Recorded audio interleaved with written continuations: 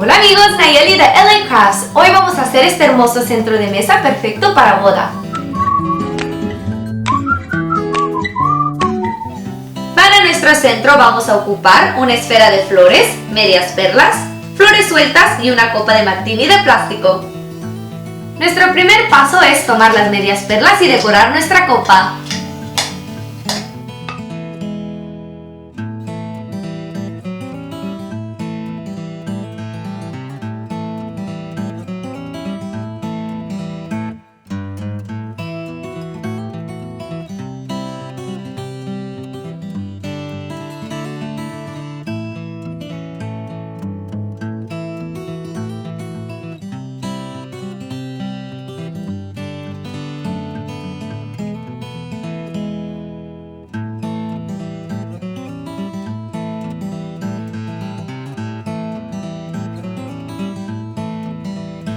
Ahora que hemos terminado con las medias perlas, vamos a añadirlo a la base de la copa y empezar a colocar las flores.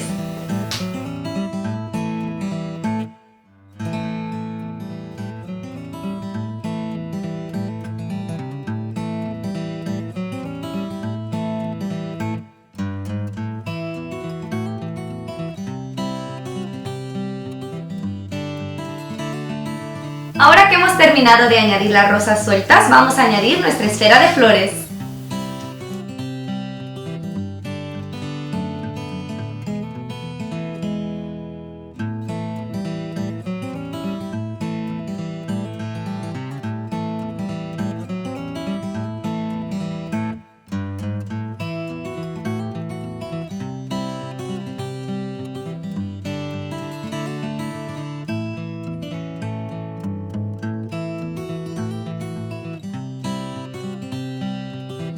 Y ahí lo tenemos, un hermoso centro de mesa.